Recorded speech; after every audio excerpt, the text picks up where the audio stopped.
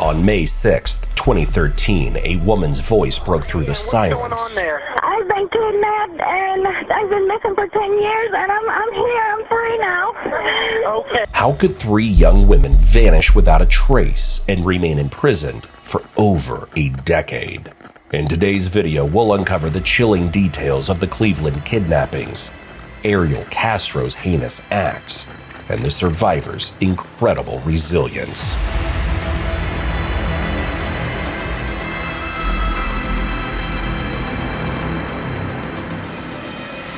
Ariel Castro was a former school bus driver who seemed like an ordinary man on the outside.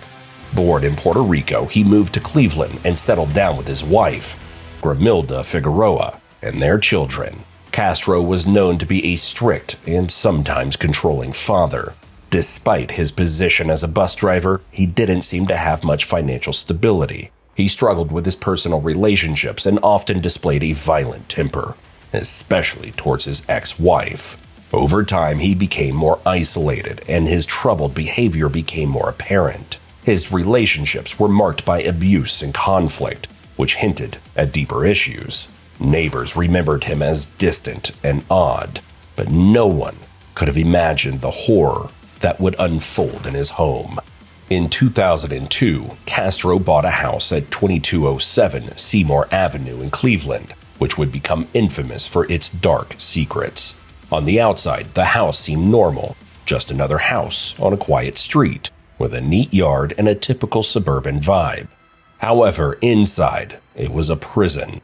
Castro had turned this seemingly ordinary home into a house of horrors, where the 3 young women would be held captive for years. The house had a strange layout, with boarded-up windows and doors locked from the inside, designed to keep anyone from escaping. Castro had installed locks and chains in various rooms, and he kept the women isolated from the world. What appeared to be a simple family home to neighbors was, in reality, a place where unimaginable abuse occurred. The Seymour Avenue house, with its unassuming exterior, became the site of one of the most horrifying kidnappings in modern history.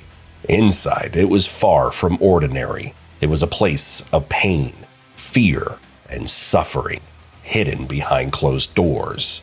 In 2002, Michelle Knight, a 21-year-old mother, was waiting to attend a meeting about her son's custody when she met Ariel Castro. He offered her a ride, knowing she didn't have one, and she accepted. Castro, who was familiar to her through his daughter, lured Michelle into his car with a simple offer.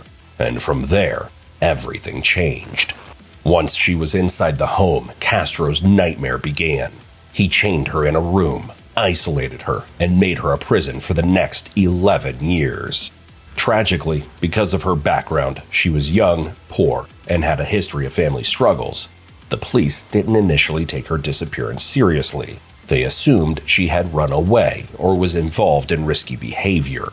And as a result, the investigation lacked the urgency it deserved. Less than a year later, another life was shattered. Amanda Berry, who was just 16, was walking home from work when she too encountered Ariel Castro. She had no idea what awaited her as she accepted a ride from a man she recognized. Castro told her he was just taking her home, but instead, he drove her to his house, where she was imprisoned like Michelle. Just a week after her disappearance, Castro made a chilling call from Amanda's phone to her family. He pretended to be Amanda and reassured her mother that she was fine, telling her that she would be home soon. This phone call was a cruel attempt to mislead Amanda's family, sending them into a false sense of hope while hiding the horrifying truth. In 2004, Castro's horrific pattern continued. Gina DeJesus, a 14-year-old girl, was walking home from school when Castro, once again using the guise of a familiar face, convinced her to get into his car. She was the youngest victim, and when she was taken, her disappearance sent shockwaves through the local community. The community's heartache grew as they held on to hope of finding her. But like the other women, Gina would remain hidden for years, held captive in Castro's house. The methods Castro used to keep his captives were both cruel and systematic. His home, which became known as the House of Horrors, was equipped with locked doors, chains, and heavy isolation. The women were not allowed to leave or have contact with the outside world. They were kept in separate rooms, often chained to walls, and were deprived of basic necessities. Food was scarce, and Castro deliberately starved them, making them even more vulnerable. Instead of having access to a bathroom, they were given buckets to use for their bodily needs. The psychological and physical abuse was relentless. He would torment them, both mentally and physically, keeping them in a state of constant fear and submission. Amanda Berry, in addition to the constant abuse, found herself pregnant in captivity.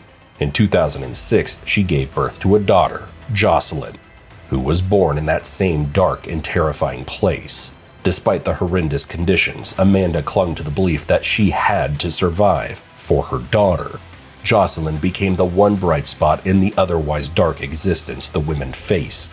Castro would sometimes take the baby outside, but the horrors of their captivity never stopped.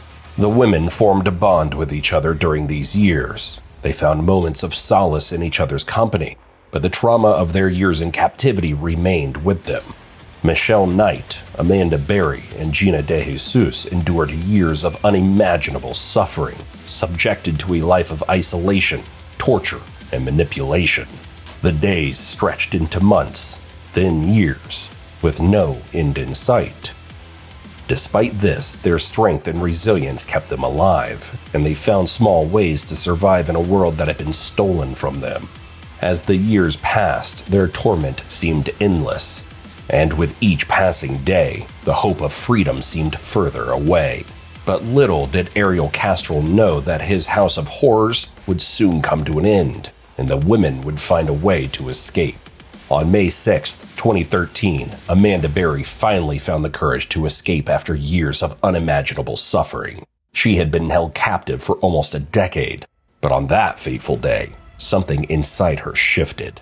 As Ariel Castro left the house to grab lunch, Amanda noticed an opportunity. She pushed against the weak front door, which had been boarded up for years, and with all of her strength, broke through it.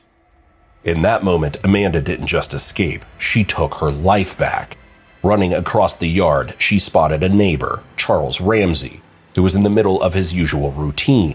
At first, he was confused by her frantic cries for help, but when Amanda yelled, "Help me, I'm Amanda Berry, I've been kidnapped and I've been missing for 10 years, everything clicked. Charles, understanding the gravity of this situation, quickly broke down the door to let Amanda out. He called 911, but Amanda was already doing the unthinkable. She was running toward freedom. The 911 call she made would become one of the most iconic in history. I've been kidnapped and I've been missing for 10 years, and I'm here. I'm free now. Okay. Voice shaking with emotion. She gave the dispatcher Castro's address and details, and the urgency in her voice made it clear that the nightmare was finally coming to an end. As the police arrived, Amanda was escorted to safety. But Amanda wasn't the only one in that house. With the door now open, she quickly told officers that Gina DeJesus and Michelle Knight were inside, held captive, just like she had been. Police wasted no time and rushed inside the house, rescuing the other two women. Michelle Knight, who had been held captive the longest period, was found upstairs in the same room she had been kept for years. Gina DeJesus, locked in a separate room, was also freed, and the women were finally reunited with each other.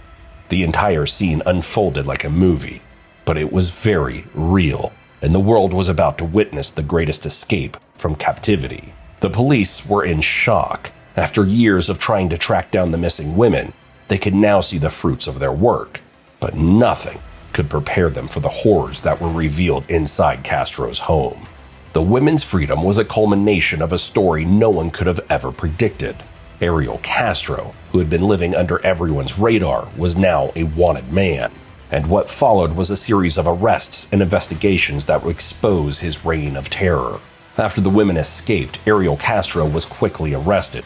Police tracked him down not long after Amanda's call, finding him driving near his home. He was charged with a shocking number of crimes, 937 counts in total, including kidnapping, rape, and aggravated murder. The charges were a terrifying reflection of the horror the women had endured. Castro's arrest was met with disbelief, as no one could have predicted the extent of his crimes. His neighbors, his co-workers, and even his family were stunned by the news.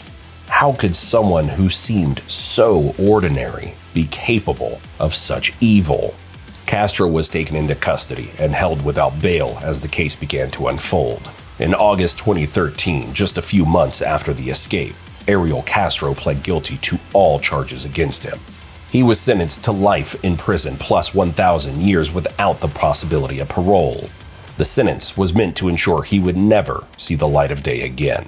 During the trial, the women made powerful statements, sharing how their lives had been destroyed by Castro's actions. They were finally able to confront him, and for the first time in years, their voices were heard. However, Castro's response in court was chilling. He denied any responsibility for the horrific acts he had committed, claiming that the women had fallen in love with him. His lack of remorse was a bitter reality for the survivors and the public alike. Just a month after his sentencing, the world was shocked again. Ariel Castro was found dead in his prison cell, hanging from a bedsheet. His suicide left many questions unanswered. Was it an act of guilt?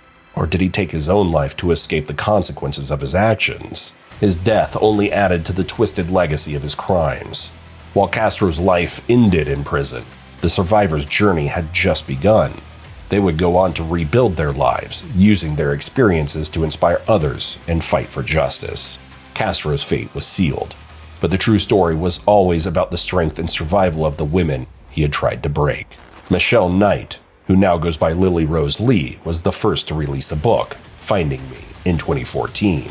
The memoir chronicled her decade of captivity and the brutal torture she endured at the hands of Ariel Castro. It was a powerful testament to her resilience and determination to move forward. In her second book, Life After Darkness, she shared her journey of healing and self-discovery. These books gave her the opportunity to share her story with the world, but also help her find her peace. After her rescue, Michelle found solace in helping animals. She became involved in animal rescue, using her expertise to advocate for abused and neglected animals. Her nonprofit organization, Unleashed Animal Rescue, was born from this passion.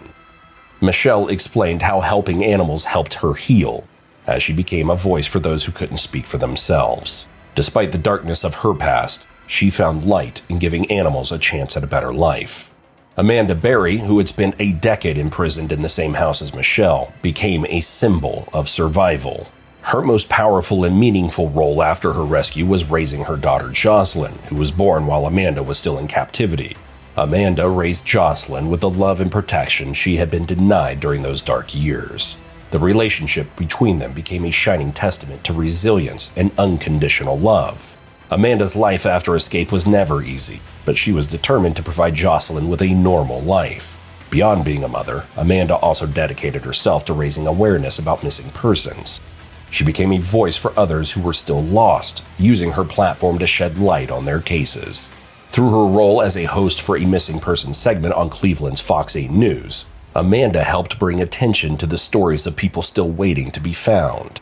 Every day, she used her past pain to fuel a drive for change, hoping to prevent other families from suffering as hers had. Gina DeJesus, the youngest of the three, also used her story to help others. She founded the Cleveland Family Center for Missing Children and Adults in 2018, a nonprofit aimed at assisting families whose loved ones have gone missing. Gina's passion for helping those in familiar situations grew from her own painful experiences of being gone for so long. Her focus was on providing resources, support, and advocacy for families who found themselves in the same position her family had been in. Her nonprofit helped countless families navigate the overwhelming and often confusing world of missing persons cases. She and her family traveled across the country, teaching law enforcement about how to work with families of the missing. Gina's commitment to making a difference showed her strength and determination, proving that even the youngest victim could rise up and make an impact in the world. While the survivors' lives were marked by years of trauma, they also experienced moments of incredible joy and healing.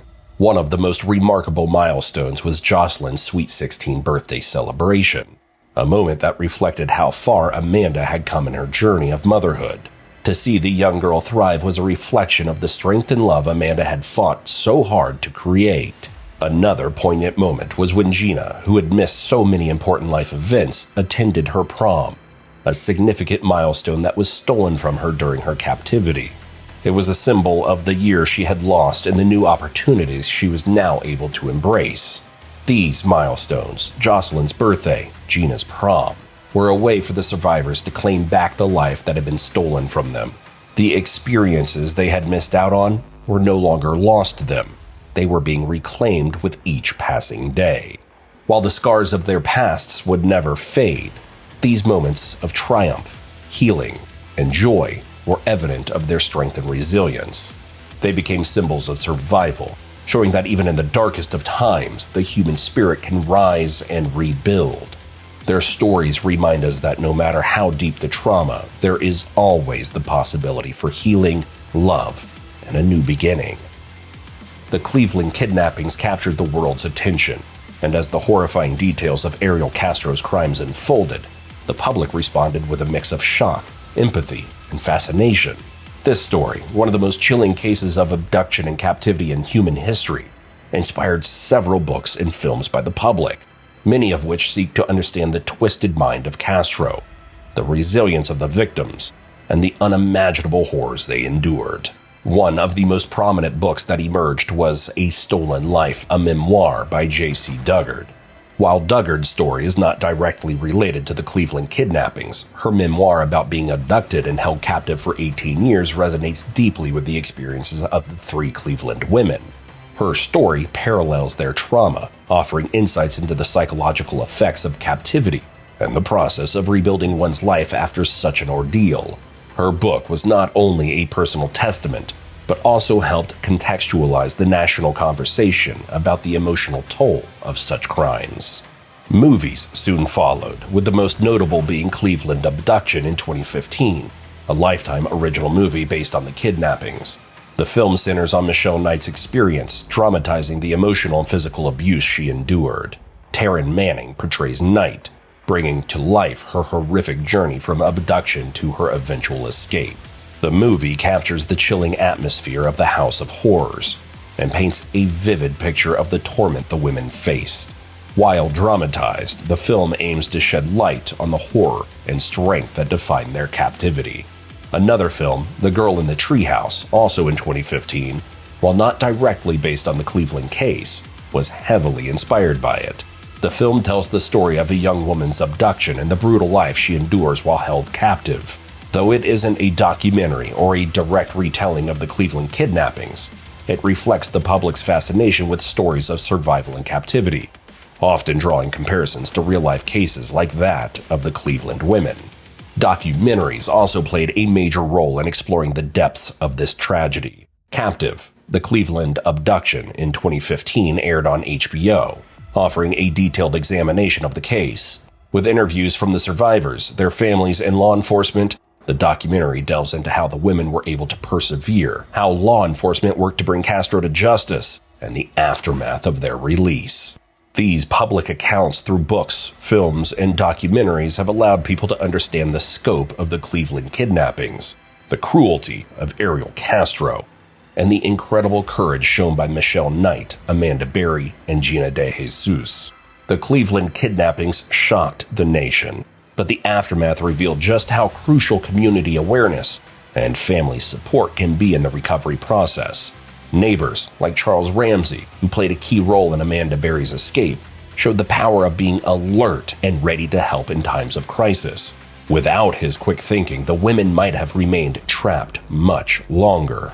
The importance of communities sticking together and watching out for one another became crystal clear after this case, especially when residents recall how they overlooked Castro's increasingly strange behavior over the years. Families of missing persons also learned the importance of never giving up hope and the need for consistent, ongoing support for those who may still be out there. However, the case also highlighted severe shortcomings in law enforcement's handling of missing persons cases, especially Michelle Knight's disappearance. Despite Knight being the first to be abducted, authorities failed to treat her case with the urgency it deserved. Her troubled background led to misjudgments by investigators, and after months without any leads, she was taken off the National Crime Information Center database. This failure to follow up on the case, along with delays in responding to other missing persons cases in the area, drew widespread criticism. In the wake of this tragedy, however, changes were made. Law enforcement agencies across the country have since revamped their procedures for investigating disappearances, with a stronger emphasis on treating each case seriously from the start and ensuring families receive better support throughout the process. The survivors of the Cleveland kidnappings have become symbols of incredible strength and resilience. Michelle Knight, Amanda Berry, and Gina DeJesus, who endured unimaginable horrors, now use their voices to advocate for others. They've turned their painful experiences into a powerful platform for change, working to raise awareness about the missing persons and the importance of supporting victims of violence. Their courage has inspired countless people, proving that even in the darkest circumstances, survival and recovery are possible. Through their advocacy work and personal growth, they've shown the world the true meaning of resilience.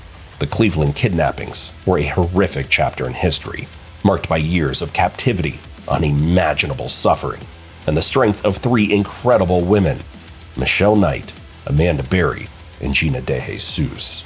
Their escape, with the help of neighbors like Charles Ramsey, was a turning point, bringing an end to Ariel Castro's reign of terror. Since then, the survivors have shown remarkable courage, rebuilding their lives and advocating for change. Their stories of resilience continue to inspire countless people worldwide. If you were moved by their story, we'd love to hear your thoughts. What do you think we can do to help prevent such tragedies in the future? Please comment below, hit that like button, and don't forget to subscribe and click the bell icon for more videos like this. Thank you for watching.